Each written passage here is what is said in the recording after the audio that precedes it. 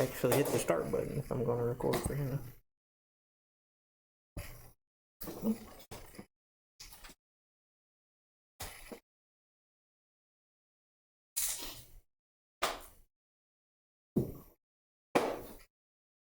How's your day going?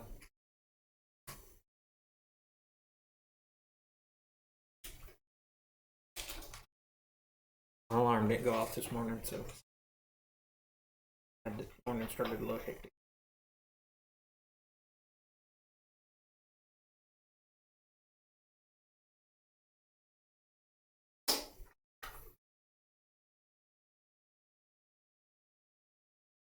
I have a hard time waking up in the morning, so I have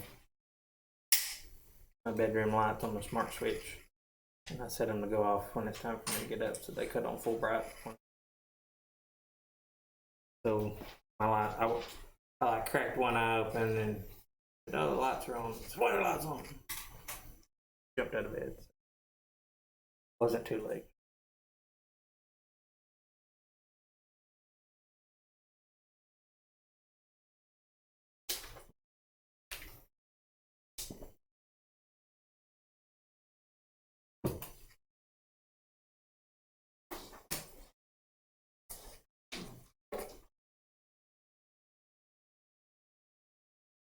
Anybody live far away from school, or most of you pretty close? So, how far are you away, Avery?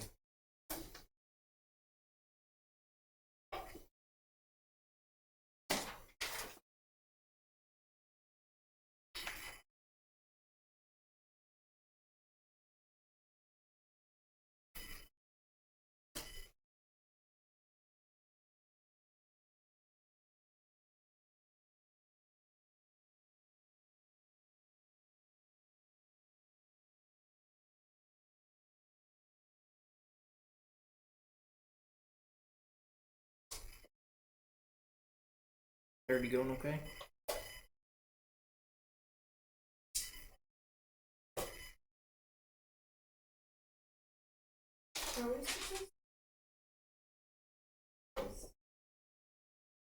That tells you which piece to use. So, like on A,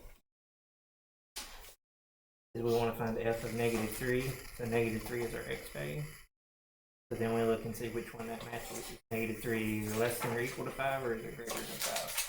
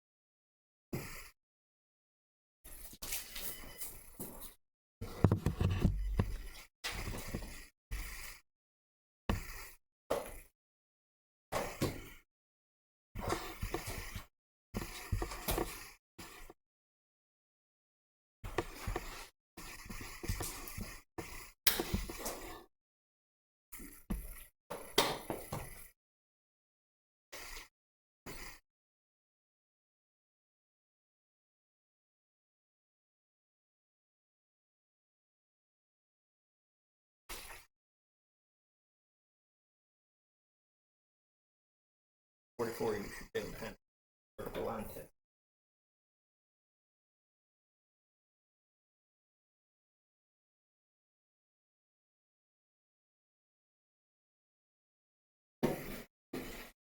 But I will help you forget.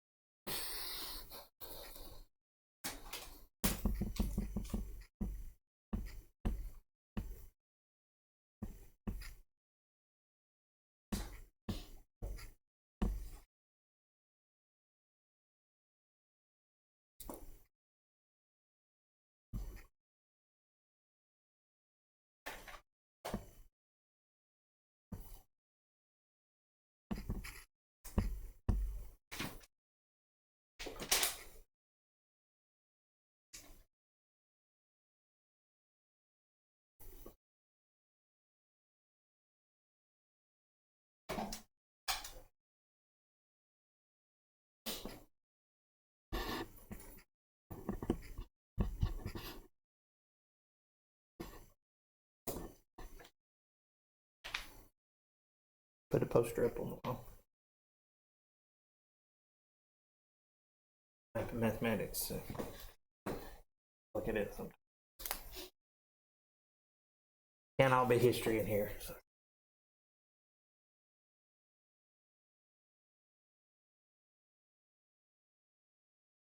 I don't have decorations like stored up. Shared a room with Miss Abney for a while. Don't really have anywhere to put anything. That's what I do.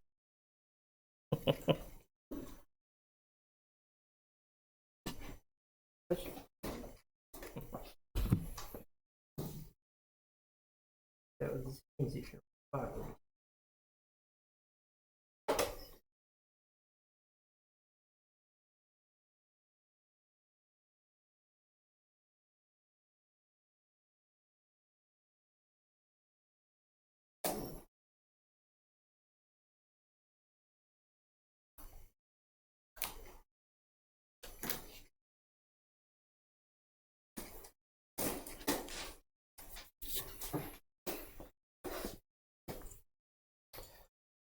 Alright, you wanna check answers on 30?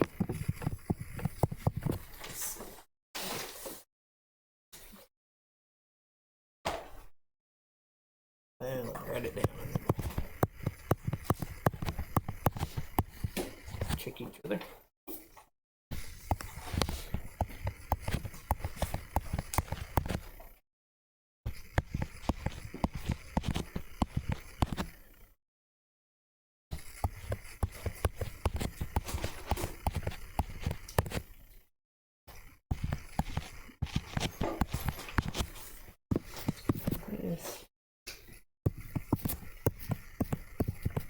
So f is -3. -3 is less than or equal to 5, so we use the top one.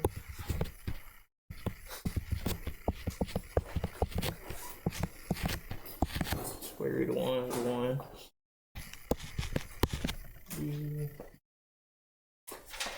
F of 0. 0 is less than or equal to 5, so use the top one again.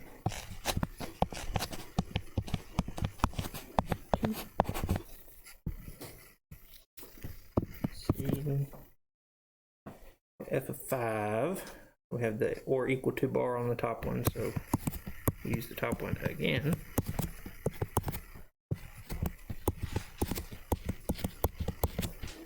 Root of 9 is 3. And finally, on the last one, we got f of 10, so that's greater than 5, so we use the bottom one.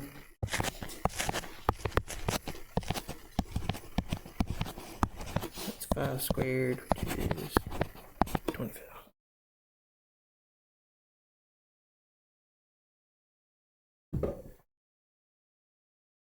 Get stuck on any of those?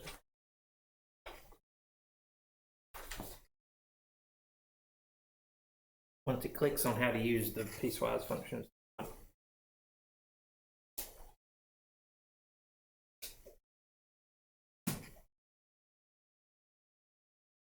They're a little bit of a pain if you have to graph them.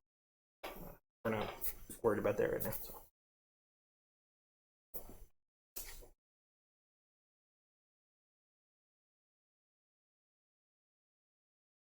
Waiting on me if you got 41 through 44 done already. They're quick, so what about 41? Is it a function or is it not a function? Not a function, because you can draw a vertical line that touches the graph more than once. Several choices of where you could do that. Not a function. What about 42? Function. 43. 43 is more interesting. Let's look at. Let me see if I can get close to reproducing 43 here. We've got something like, I'm not even gonna put numbers on that way I can say I drew it. Something that looks like this.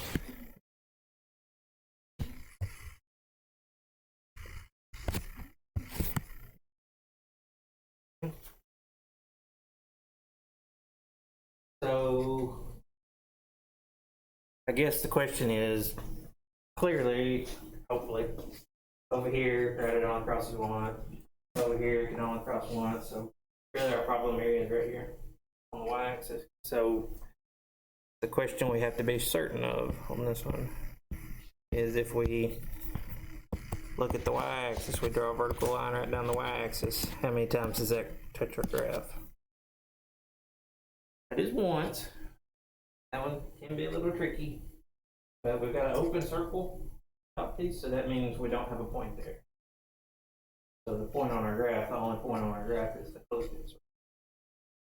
It's been a while since you've seen an open circle on a graph. That's what that means. So this one is a function.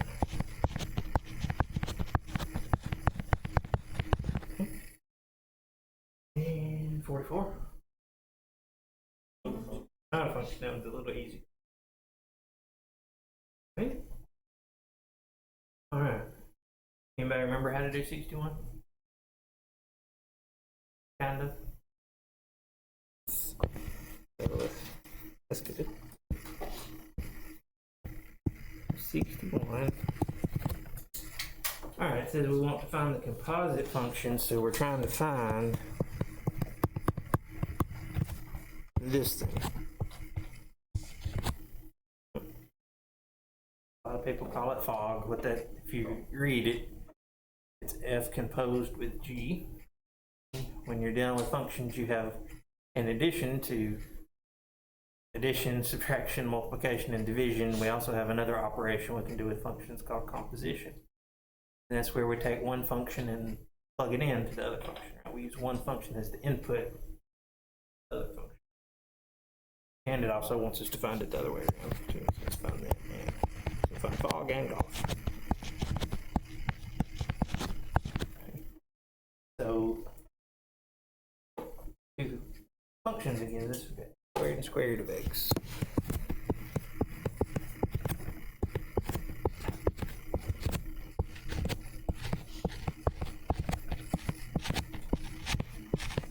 Okay. So even if you remember, we're going to take one function and plug it into the other function. But we have something else we have to remember on these because we get a backward. Got to remember which one goes on the inside of the. So the way I usually say to remember it, if we want to find f of g, or f composed with g of x, which one's gonna go on the inside? G goes into the f, yeah. So think about the one that's closest to the x first. So take g and so let me write g in another color, and then we'll color code this here. Maybe.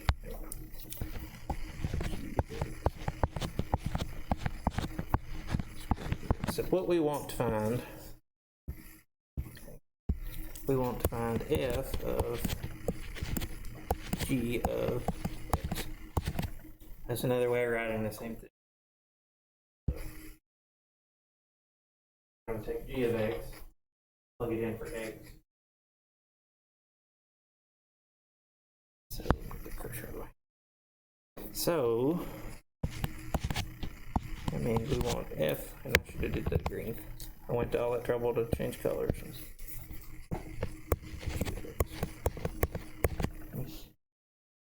We're going to take f, and inside of it, we know g of x. G of x is square root of x. So that's what we're going to use. Yeah. I'm getting overly ambitious with the colors here. So how do we do that? We just, wherever we have an x and f, instead of x, we root of x. So we're going to do that. We're going to have, we had x squared, but we're not using x, we're using square root of x.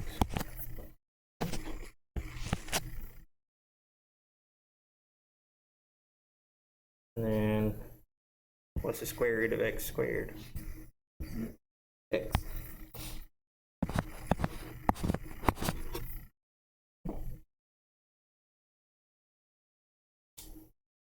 G of f of x, or g composed with f of x, we're just doing it the other way around. So we want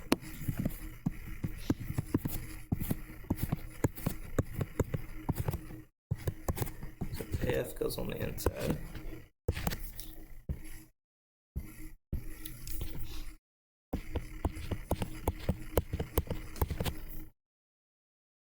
But f of x squared, so we're going to have g of x squared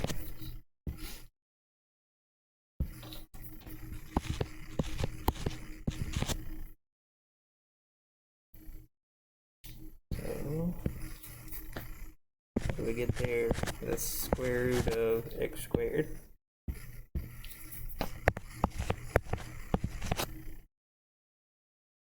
Square root of x squared.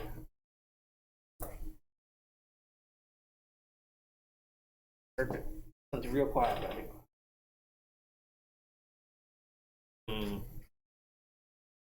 You've probably been taught at X. Everybody is. But it's not really. It's not, that's not quite right. Ooh, almost. I don't know why, this is another thing we gloss over when we're teaching algebra, just to make other things simpler. One less thing about it. Square root of x squared is not exactly x. Let's look at why real quick. So just a side note. Let's think about this. So we're going to look at square root of x squared. So what if x is 1, then what do we get? We get square root of 1 squared. So what's that going to be? 1 squared is 1, square root of 1 is 1. Yeah, no trick, no trick. So in that case, yeah, square root of x squared is the same thing for x. Works. But let's do this.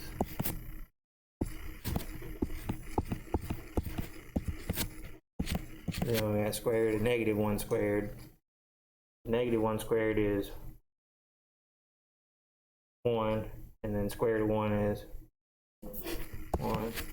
So we have an issue because this doesn't match this.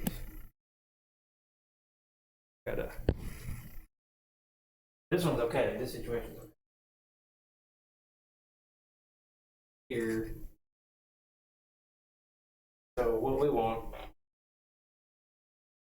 is to take care of that somehow, where if we're using positive or negative version of whatever we're plugging in, what do we want out? We want the positive version. It's always going to be positive coming out of this because we squared it. Make anything negative positive. So how can we do that? What tool do we have where if we plug in 1 or if we plug in negative 1, we'll get 1?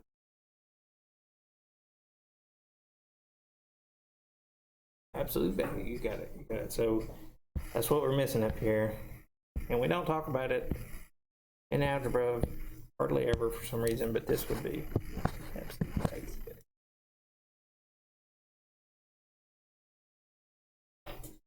Most of the time we don't care.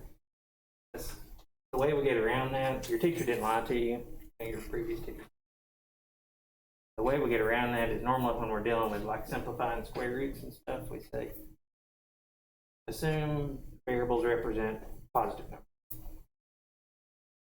We don't ever say that again, but we just assumption. Just side note there, the technicality that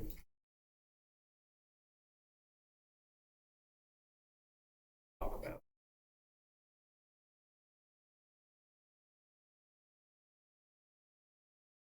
almost have like some forbidden knowledge in math class today. What about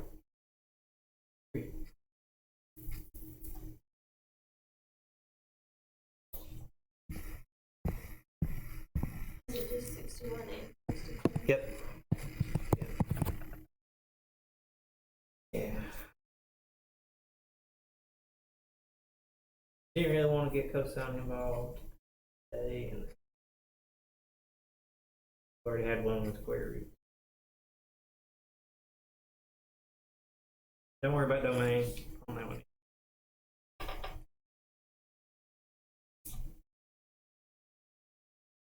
Domain and range get kind of mind bending when you're dealing with composite functions.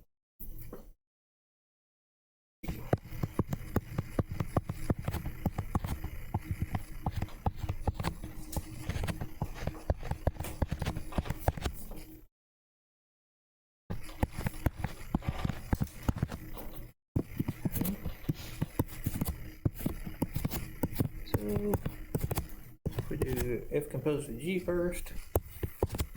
2 on f of x squared minus 1. 3 over x squared minus 1. Nothing we can do to simplify there, so that's fine.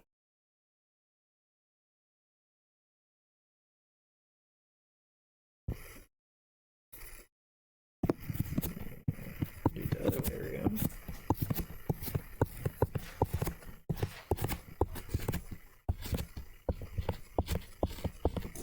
A little bit uglier.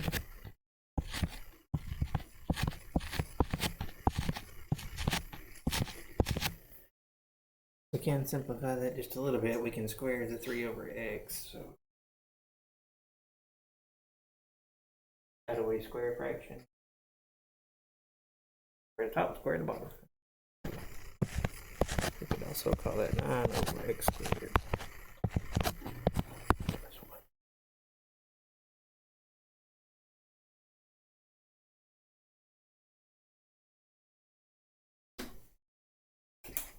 And a little look down the road, you've already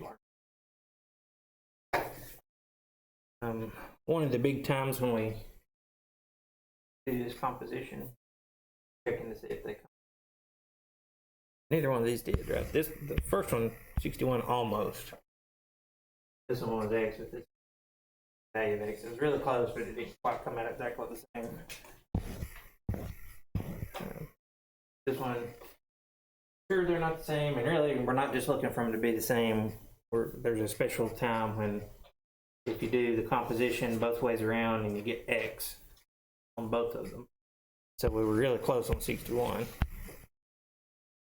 We didn't have to have the absolute value here. We would have had our special situation. Do you remember what it means if you get x both ways?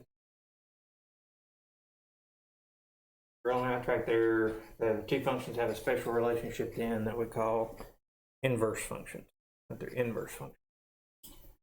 So we use inverse functions all the time. We don't talk about them that much, but we use them when we solve equations. We say, well, we got a plus 2 over here on this side. What do we have to do to get rid of that? And we say, oh, we got to subtract 2.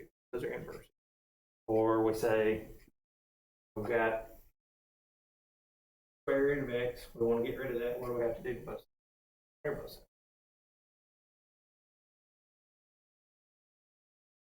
Here, that one's a little. So the idea is that if we have inverse functions, they undo each other. Right? One function with the other. We didn't have that either one of these. We almost had it.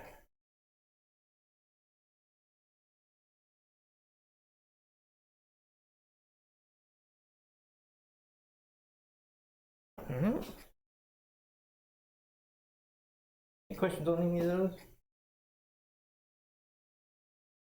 Everybody sleepy?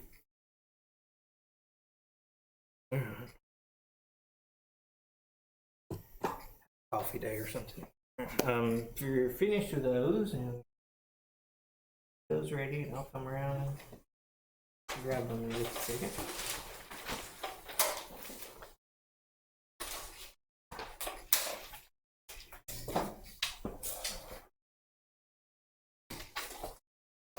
Anybody have any dual enrollment, anything this year? What have you got? Government, dual government. I couldn't remember if seniors had much dual enrollment left. Did you or not? Starting today, or have you already been doing stuff?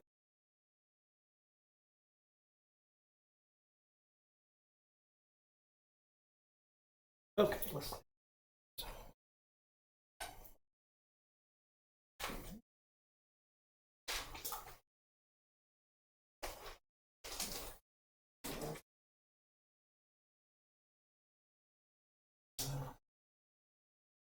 Stapler somewhere.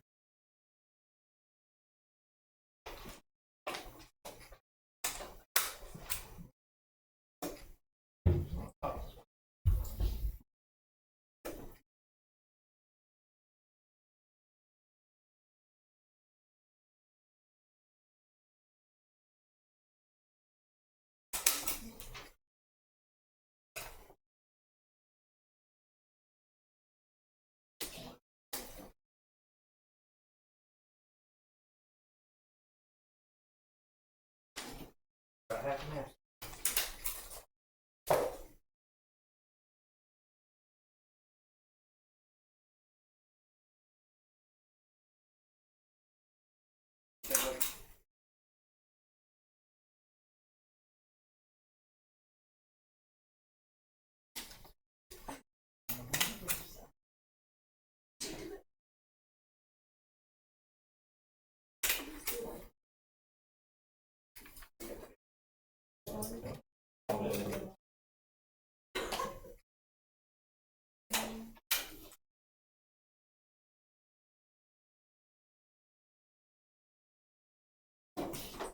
I think the two pagers edged out the one pager. It was close.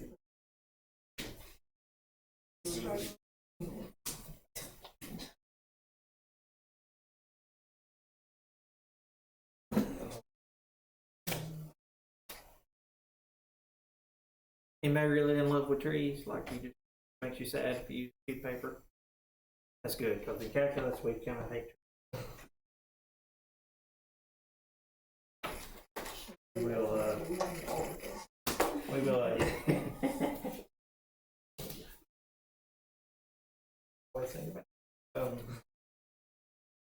We will go through some paper. For sure. All right, so a couple of things. We're not gonna get too deep into that, like calculations. A couple of things I promised you we kind of get started on actual calculus a little bit. We'll get nudging that way since we're done with that last section. So let me get a new page here.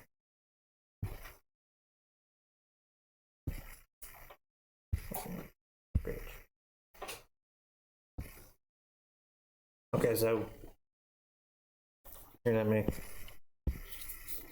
give you a vote here.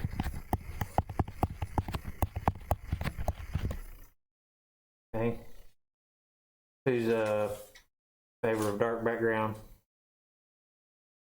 Oh, okay, that's kind of dark background. Light background. Okay, all right. So that's what I usually do. I don't care, but which one I use, but I want to make it easier to look at. Sometimes some of the colors don't show up real good with dark background on a projector. But all right, let me give you two Greek words. Okay. Two Greek root words, anyway.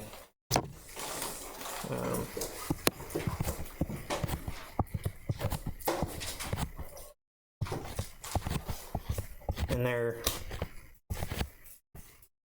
Romanized, I guess is what you'd say. I'm not using the Greek letters. I'm giving you the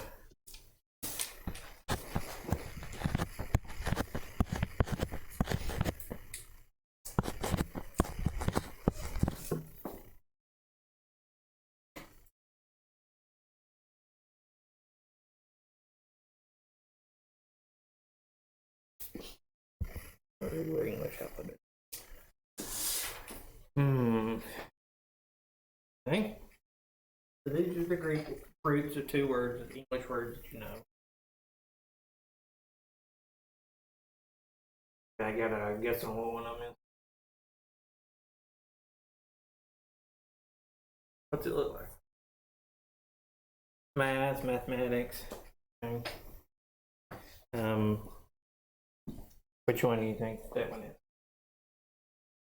First one? No. So this is a root for, I mean, there's no way you would know that. I'm just asking for a guess. So this one, root mathematics.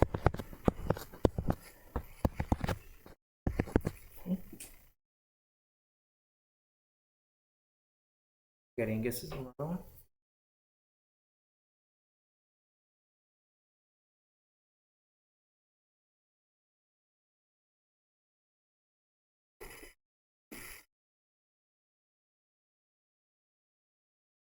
It's not as easy to guess in math. Especially in math.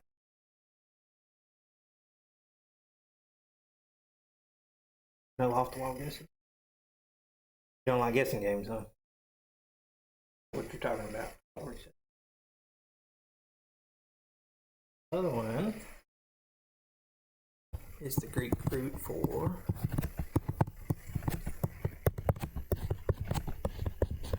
symbol. Did I spell it right? The Greek root.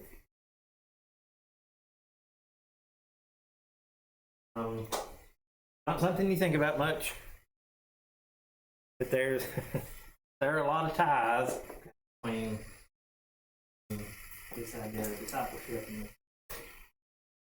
So this root is learning or studying something with a person. One of the roots. And over here we're kind of the same idea, but we're more focused on applying our mental faculties towards typically a little more mental. They're really similar. So I have, what's the number one question you think a math teacher gets, like students, especially if they're disgusted and fired up? Yeah, what's the point? What's the point? Hey, especially in calculus, okay, because some of you will never, a lot of you will, but some of you will never take calculus in college. Okay? That's okay. Okay, but if that's you, what's the point? Why does every major on campus require some type of math class? And especially if you just really don't like math. We probably don't have too many of you in here that just, anybody just really dislike math. Usually they get to me. Just kind of borderline maybe a little bit. That's kind of where I'm at too. Okay, so what's the point? Well, there's not too many subjects that I feel like you could legitimately say this about, but the point behind most of what you have to learn in mathematics is not being it. Because what happens when you've heard it, everybody that's graduated before you say the same thing. Your parents say the same thing. Oh, I forgot how to do that, right? So, point. If you're not doing it, then by summertime, who remembers how to do it? The only reason why I remember how to do a lot of it is because what's the point? But math, about the only, there may be some arguments to be made about a few other subject areas, but math's about the only subject I really feel like just has intrinsic value out of the academic subjects anyway. And that we really don't care if you remember the actual math. What it does for us is it helps us think. Helps us. I mean, I really don't know too much else that you can say that about. So when you're learning math, even if you don't like it, you're growing your brain. Okay? You're making those new little neurons connect in there, and those stick with you. You use them for other things. Use them for other things, even if you're.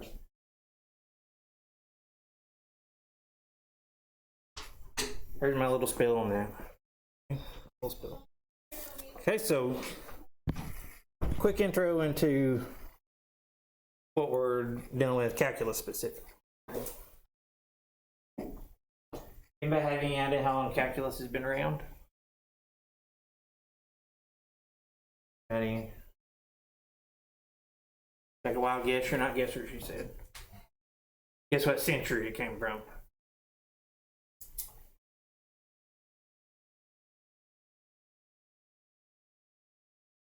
Mr. O'Neill's back there, and I don't even want to talk about history.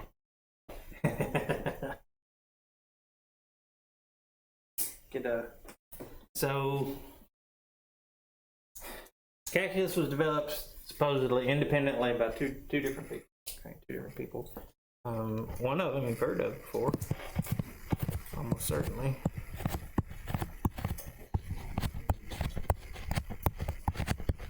There's one. Heard of that guy before? What's he famous for? What's everybody think about when you think about Isaac Newton? Yeah, Apple smacking him on the head. Gravity. Mathematician too. And his interest in physics was a lot of the reason why he developed calculus, ideas in calculus. And then, let me get the spelling on.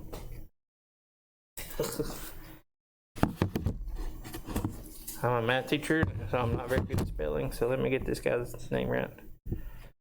Okay. Especially when, you know, they're not real easy names. I should have looked up already. Yeah, here we go. Other one. Gottfried. Leibniz. That was the part I was worried about. E and I mixed up.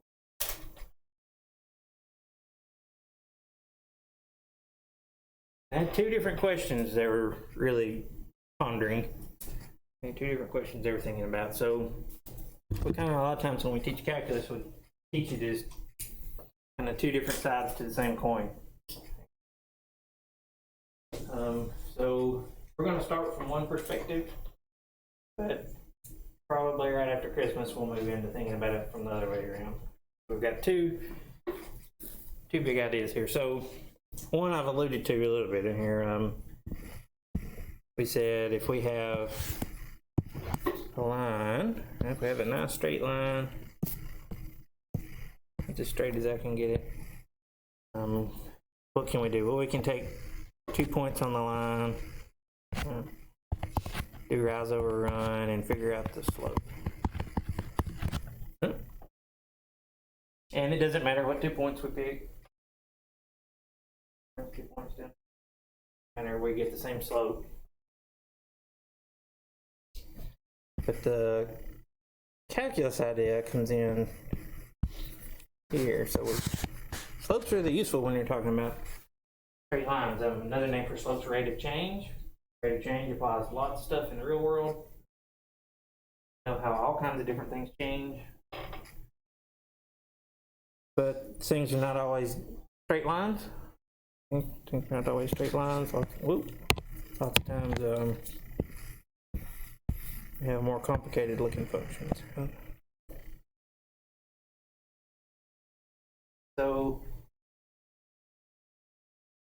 we want to be able to talk about how that function's changing. What's the rate of change of that function? Or another way of saying that is what's the slope of that function? The issue we have there is if we just pick 2 points. And so here we'll pick 2 points. If we figure out the slope of that line, we could figure out a estimate for the slope, but then we kind of have an issue because if we pick 2 other points and we figure out our slope there, wow, those are really different. They don't even have the same sign, right? This one has a positive slope and a negative slope. What do we do there? That's one motivation. Okay.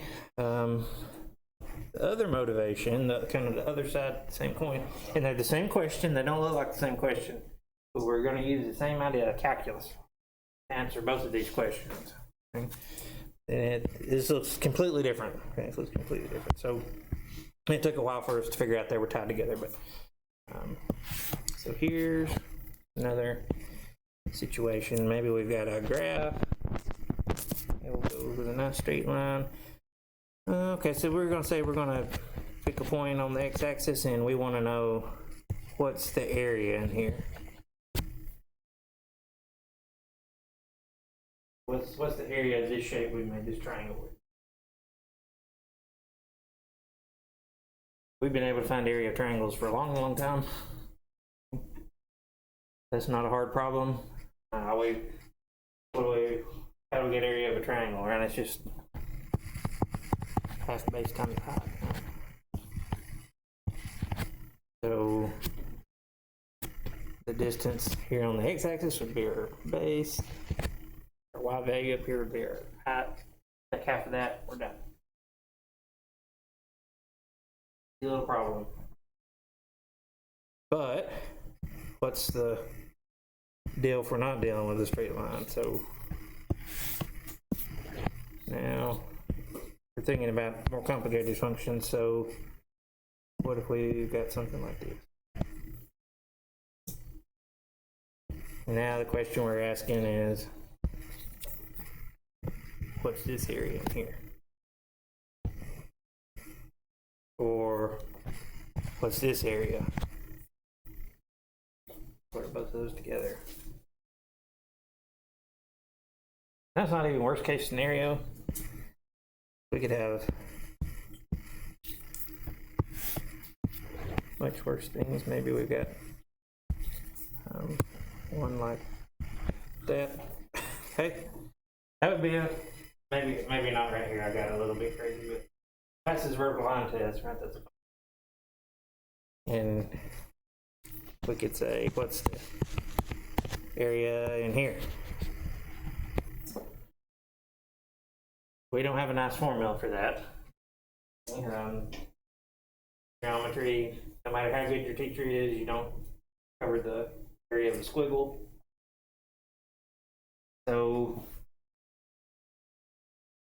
how can we figure out stuff like that? So here's a little preview of what we would do. So our technique here, I didn't give you a insight into the technique on the slope of the line, but here's a little bit of an idea here. So one thing we can do is we can take and split this area in here up into a bunch of little rectangles. You can fill the whole thing up with the rectangle. Area of a rectangle is easy to find, length times width. So then what we would do is we would find the area of each one of the little rectangles, add all those up. But that's not exactly our answer, because no matter how small we make our rectangles, the smaller the rectangles, the better. But no matter how small we make our rectangles, look, we've got this piece, this little bit that's left out.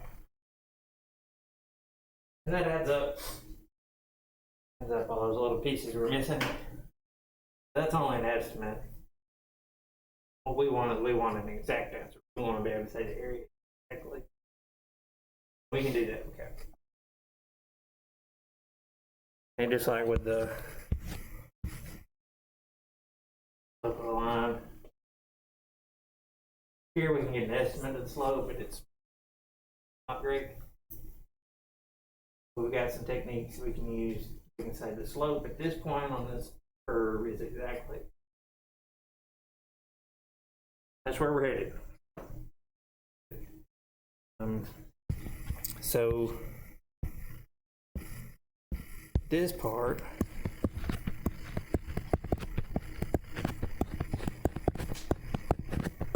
we do something called derivative,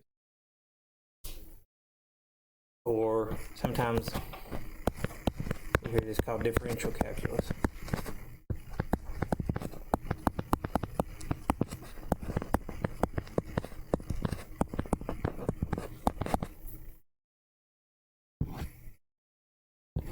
this part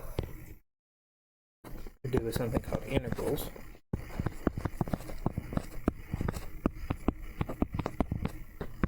Or you'll hear it called integral calculus.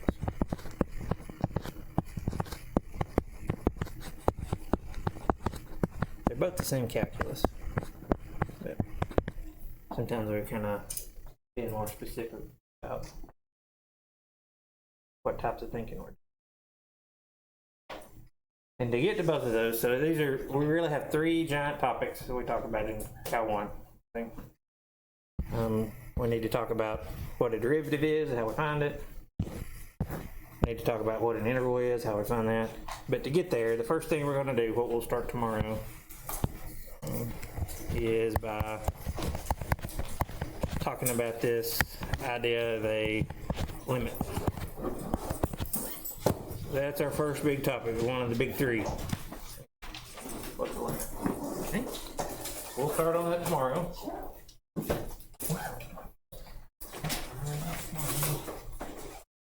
Give you something to look forward to. Maybe. Okay.